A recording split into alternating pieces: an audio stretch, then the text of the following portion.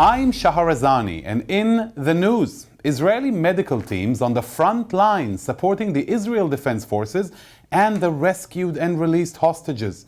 The battle Israel is waging now against Hamas and Hezbollah is taking its toll.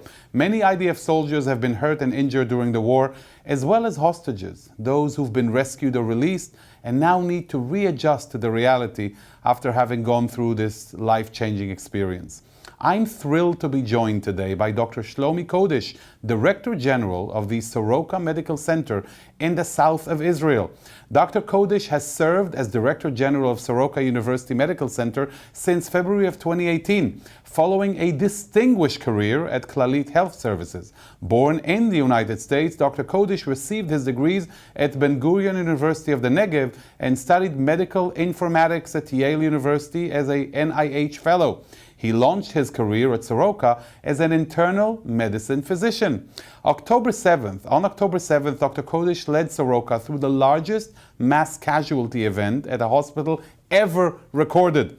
Soroka has cared for the most critically wounded throughout the war, including released hostages, and is preparing for urgently needed comprehensive rehabilitation care, fulfilling its humanitarian promise to heal Israel's wounded. Dr. Codish, thank you so much for joining us all the way from Israel. Thank you for that introduction, Shahar.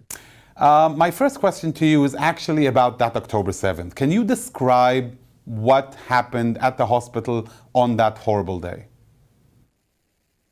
I'll try to give a brief answer because it will take hours to actually describe what happened that day. The day started at 6:40 a.m. with a phone call saying, rockets are going off into Israel. And we started preparing based on our protocols and the way we usually prepare for. But within the very first hours, it became very clear that something very strange and bad was going on. We started seeing young people arriving with gunshot wounds from all over the Negev.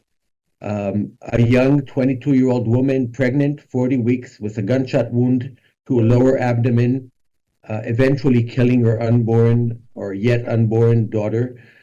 Wow. And as the day unfolded, we saw wave after wave after wave of casualties arriving, including many in critical condition, children and adult. By the end of the first 24 hours, we had treated 674 casualties. To put that in proportion, the largest previous event at Soroka in its 65 years of existence was around 120 casualties. Wow. So this was, over 5 times that. And the largest number we've ever trained for was 300. So this really was an entirely abnormal and terrible day. I think of importance is the fact that Soroka has been in the forefront of wars and escalations with Gaza since its existence.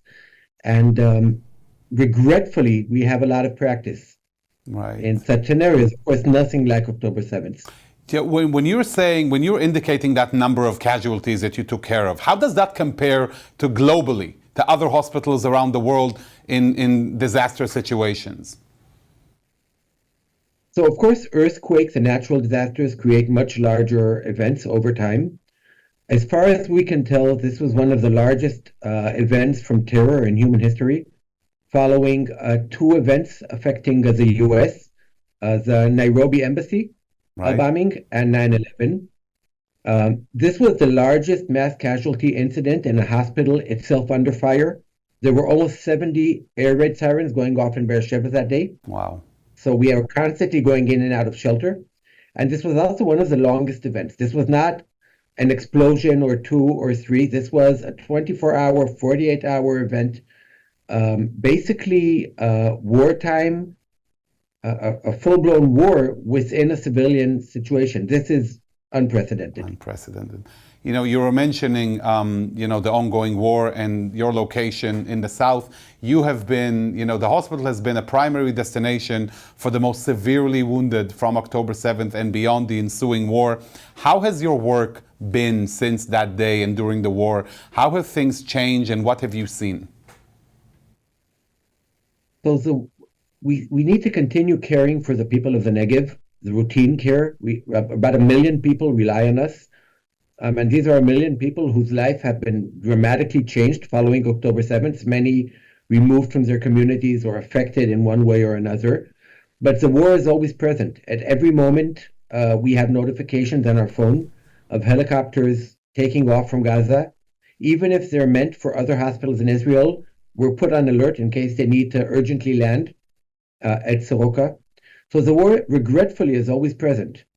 And there, again, heart-wrenching stories and events that we experience firsthand, far more than other people in the country, that really affect not just the day-to-day operations, but also the well-being and the spirit of the staff. And while we see a tremendous honor in caring for the people fighting for our homes and for democracy and for, a future in the Middle East and I think around the world, Yep. it also affects very much the day-to-day working of the hospital. Right. A few months ago, we had one of our own physicians brought in by helicopter in critical condition. Oh wow. Who was serving on the front? A physician who was hit within Gaza. Mm-hmm.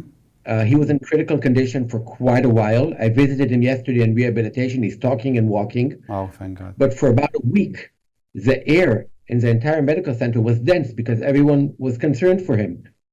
So this really affects us in a very personal, visceral way, regretfully on a daily basis. Wow. Dr. Codish, one of the things I heard about Soroka, and please feel free to confirm, hopefully not deny, is that quite quickly, shortly after the occurrence of the massacre, you immediately were able to assemble some conclusions, some facts that you've learned of the situation, and eager to share it with the world so that other places, other hospitals are just as ready in such cases. Is that true? It is, and I think it's very important. I don't think there are protocols in place anywhere in the world for an event such as October 7th. Right. And I truly hope and pray that it is never repeated anywhere. Amen. And that our lessons remain irrelevant. Yeah. But there are, we have a 17-page document with our lessons. Some, I believe most things that we think we did well and should be learned by other institutes, but also things that can be done better. Every time I take on, and because of our location and because of my personal beliefs, I tell people they don't need to memorize anything. New managers. Right. We're in the Google age. If something comes up that you're not familiar with, Google it, look it up, have a document. The one thing you can't Google is war, mass casualty incidents. That needs to be memorized. When you get a phone call at 6:41, you need to be able to give the first 10 orders by heart and get people moving. Right. And I think I don't know how many hospitals in the Western world have that state of mind, and I think it's important. That's commendable. Thinking about your medical team, they're truly on the front lines on so many levels. The fact that you're in the south closest to the war in Gaza, that impacts the influx of casualties into the hospital, right? You are the first place they would go to. So the government, and this is also very important, tries to send patients across the country and does a pretty good job at it. So anyone who can fly, we're about, depending on where from Gaza, 7 to 12 minutes by helicopter from Gaza. Flying to the center of Israel entails another 10 to 15 minutes of flight plus transport. Most casualties can tolerate that extra 10 to 15 minutes. Some cannot. So we really have the unique situation, both with soldiers and returned hostages, of needing to be able to go from 0 to 100 much faster than others. We've treated over 3,200 casualties so far, which really is a larger number than ever before. Right. But it's not just a number; it's the severity, and we also take a very serious consideration of caring for families, friends, units. The unit soldiers. These are not individual casualties. Each one of them is a whole world. Right. That's very true. What can you describe as to the kind of injuries you're seeing in the course of this war? And how do you, just to give us a sense, how is the spirit, the ruach of the soldiers who come through the gates of Soroka? So wounds are very much what we've seen in previous wars, wounds to the limbs, parts that aren't protected by protective gear that soldiers wear. The eyes are protected, the head is protected. So blast injuries and penetrating wounds to limbs. Many other injuries, such as inhalation of toxic fumes within armored vehicles, but fairly typical, I think, to war scenarios. Right. The spirit of soldiers and families has been a humbling and heartwarming experience, far beyond what I've ever experienced before personally. Wow. Seeing soldiers wake up after weeks of mechanical ventilation, their first question is always, what happened to my friends? Wow. And sometimes the news is horrible and sometimes not. Many of them want to know when they can go back to combat. And this is someone who is still on mechanical ventilation, just to give the idea of the amazing people we have working with us. Families have shown strength and resilience that, I wish I never have to test myself, but if I ever do, I can only pray that I have the same resilience these families are showing. Right. I can go on for hours with details of specific events, but each one of these soldiers waking up from critical condition teaches us a lesson. Right.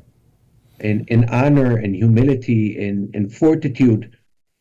Incredible. Listening to you is so, beyond the fact that it's heartwarming, I think it's super important as somebody who's on the ground interacting on a daily basis with the Israeli people, the soldiers in the war. This is one of the most important messages that needs to arrive right here in the United States with Jews and non-Jews alike about the war. I want to touch upon the hostages. I know that Soroka welcomed released hostages at the hospital. And I want to ask you, before we go into specifics, in general terms, when hostages come in, what's the expectation? How do you prepare for such a thing? What's the expectation of how to handle the situation, and what have you seen?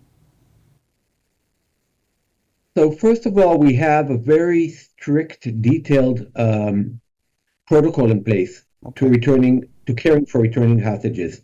It places the returned hostage and family wishes in the very core of what we do. So complete privacy. We have routes in and out of the hospital that aren't exposed to cameras.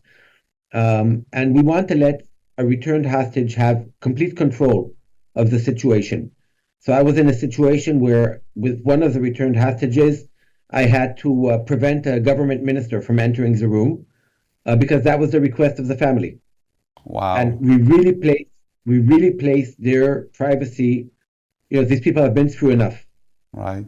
So also the staff that cares for them is sworn to privacy, secrecy, and we take this very seriously. Each returned hostage has one physician, and one physician only, 24/7, caring for them, assuming they don't have urgent needs, and one social worker. Same social worker, 24/7. They sleep in the hospital if necessary. Oh, wow. To ensure that these people have the best possible return to normalcy. It is important to understand that Soroka is not designed by the government to receive hostages who are well. So when in November there was a hostage return operation, each day a different Israeli hospital was placed on alert to receive 10 or 12 hostages, as was the case per day. And we were placed on alert in case anyone was too sick or too injured to be treated in a routine environment. I got to ask you, before you continue, Dr. Codish, why is it that you get only the tough cases? Because we're close, because we're good, because the government knows they can trust us to maintain this privacy, right? Which is not always the case universally, because again, the press, don't take this personally, but the press being what the press is, right? We had we run a very strict, tight ship around this. And also because, it makes sense that one medical center will be responsible for the more severe cases. Right. And not, otherwise you might miss something, within a group of 10. So every day we'd sit a group of us, about 10 people, in a situation room. And we'd watch the videos of returned hostages being transferred from Hamas to the Red Cross. And we tried to assess whether they look like they might need us or not. Really, based on those videos? Well, that wasn't the deciding point. That was for us to get a heads up. Right. So when you see Elma Avraham being carried from one car to the other, you know she's coming to us. Right. But for others, it wasn't that clear. The decision was made by the Israeli doctors who first met returned hostages. So the setting is a little different because we know people are coming for urgent care. Yeah. So the whole admission process is more medical than, social conditions of, just a decent room and so on. Right. And there were 2 returned hostages, again, because of our capabilities. So there were 2 Bedouin kids, teenagers released, who don't speak Hebrew, and who come from a very different cultural background, who were kidnapped while working in the fields with Hamza and Yusuf, their older brother and father, who remained at Hamas to this day in Hamas captivity. So, caring for them requires sensitivities that I think we're best equipped for in the country. And there was, I think, this was published, so I can say this. Shlomi Codish, a soldier who was released heroically and the 3rd week of the war, just showed up at 4:30 a.m. in our emergency department unannounced with the forces that rescued her. Wow. And I've got to say, through all the horrors, seeing her being united with her family will be, on the top list of everyone's involved, most exciting moments of their lives. It's true. Because, this was a family who saw the Israeli army knock on their door at 3 a.m. You all know what it means when the army knocks on your door at 3 a.m. I spoke with the brigadier general who broke the news, and I said, how could you do it? How can you knock on someone's door? And they said, we shouted, good news, good news. Chadashot tovot, chadashot tovot. Wow. And I told her, no one hears that when they're sleeping. Right. And she said, I know, but it made me feel better about it. Yeah. So, again, a lot of very unique situations, many of which I cannot share. But these were all events that were very, uplifting. So, Dr. Codish, you mentioned that the hostages, the returned hostages, mainly those, in tougher conditions would come to you. So when would you actually know? Or is this the assumption? Like you see somebody who's carried on a bed, they're coming. But otherwise, do you get any official notice? Or is it a Megiddish scenario where they simply landed on your doorstep and move? No, of course there's notice. There is a point in time in which the Ministry of Health and the Israeli army fully assess returned hostages, and at that point the decision is made what their destination is. From that point on, we have between 7 and 15 minutes to prepare, right. Which is why we look at the videos. Yeah. Right. We also look at the videos, very closely to make sure Nili Margalit returns.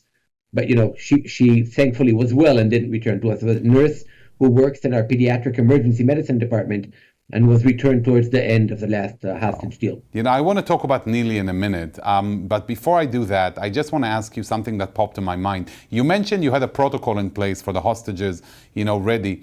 Was that a protocol that you made, for this war, or is this something that has been in existence? This never existed, of course. And I've got to say, one of the horrifying results of this war will be articles written, I know they're being written now, right, about the care for the elderly who have been medically neglected in Hamas tunnels, for 6 to 7 weeks, or, now for 8 months. These are books that should never be written. Right. Articles that should never be written. Humanity should be ashamed. Correct. That this body of knowledge is being created. Correct. And what's horrible is that these articles are being written because the world is turning a blind eye to this. And when you turn a blind eye to something, it recurs. Right. That's very, very true. And humanity should be ashamed that these articles are being written. So, we're creating a new body of evidence. And, imagine what's happening in Schneider's Children's Hospital, creating the protocols for returning children. Right. Yeah, it's quite shocking to even think. You mentioned Elma Avraham. She was one of the elderly returning hostages. Tell us a little bit, from whatever you can, about the situation, how she came in, and what the hospital, what you've been able to do for her. So Elma was taken captive when she was 84 and a half, pretty much. She lived alone in a kibbutz, so she cared for herself. I think we can all relate to our mothers or grandmothers, Right. at that age group who can live on their own, but they're frail. And, they have chronic illnesses that they take medicine for, and they do fine. And this was Elma on October 6th. She was taken captive. Her chronic medication was stopped, and very simple illnesses deteriorated to situations that, as you said, I am a specialist in internal medicine. I don't longer practice medicine, but, a myxedema coma is a situation we only read about in books, because in the Western world, people take a simple pill that costs a dime a day, and do fine. Right. And she was not given that medication, went into a coma. She would not have survived another day. Wow. In Hamas tunnels, because we prepared for people coming back. We knew her medical history, and we had medication needed ready in the emergency department. She was literally on the brink of death. She was in intensive care for a few weeks. She listened to a playlist of Leonard Cohen because her three amazing children, said that's what she liked listening to.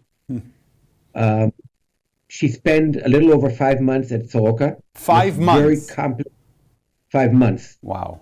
To recover. And, look it up online. I think we published a video. If not, we can provide it. Her dancing to Leonard Cohen's Dance Me to the End of Love, on the last week before she was discharged to where she now lives. So she's triumphant. Yes. But she was released in November. Right. And other people her age group have not had that privilege. I don't know how many of them are alive, but I know what happened to Elma. Right. Elma she cared for herself. She was not chronically ill, bedridden, anything that you would say, and she was just horribly neglected. Horribly neglected. And, when she woke up, her children asked her, "Mom, what are you made out of?" And she answered them, "Steel." Oh, wow. Steel. So she's a very unique person who went through a very, very grueling process.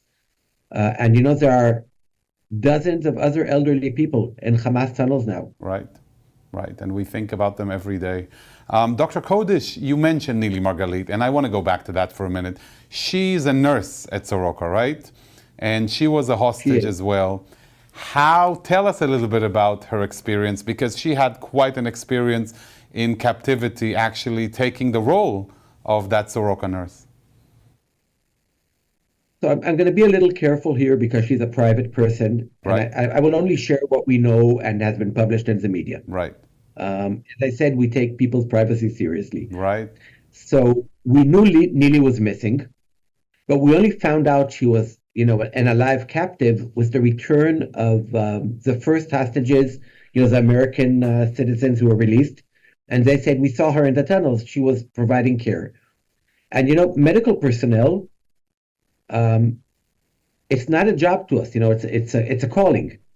It's a calling. And I think Nili embodies this in the most extreme way imaginable, which is, she's now struggling for her life and existence in a tunnel somewhere, but she takes on the role that she's trained for, which is of a nurse. Right.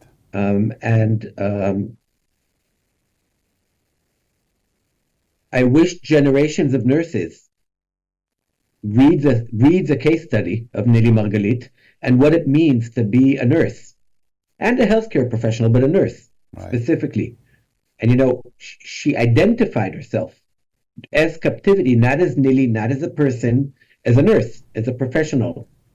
And she really teaches us all a lesson. Regretfully, as she was released, she received news that her father had been killed. Wow. She still struggles for the return of other hostages. There are regretfully, no story here is truly happy until this whole ordeal is behind us of hostages. But, we all admire Neely tremendously for what she embodies. And I was at Soroka, as I was every day, for returning hostages, and the jubilation in her department in pediatric emergency medicine, and seeing her getting out of the Hamas car and moving to the International Red Cross. As I said, there were these moments of light throughout this whole event. Right. So that was a whole different type of such an event. Right. Dr. Codish, I listen to you and I can't even begin to describe to you the level of inspiration and empowerment, and hearing you gives us all strength. You and your team at Soroka are commendable on every level, and I completely agree with you. Books are and will be written on so many aspects of this horrendous situation, but mostly about the incredible humanity that you and your team have displayed through and through. That is, when we talk about Israel being a light unto the nation, we are here at JBS are proud to share yours and Soroka's incredible light unto this much needing world of that light. Thank you very much for taking the time to share those incredible stories with us. Thank you. And there you have it, Dr. Codish. What a tremendous sense of service for him and the entire Soroka team that provide for the state of Israel, the people of Israel, and indeed the world. Always, but especially during these difficult and trying times, and books shall be written. Thank you to all of you, our viewers, for watching, and we will continue to keep you updated about these important stories unfolding in the Middle East, which, as Dr. Codish mentioned, are not just relevant to Israel and Hamas, but truly a battle for humanity and for us all. May we see better times soon. I'm Shahar Azani. Thank you all for watching.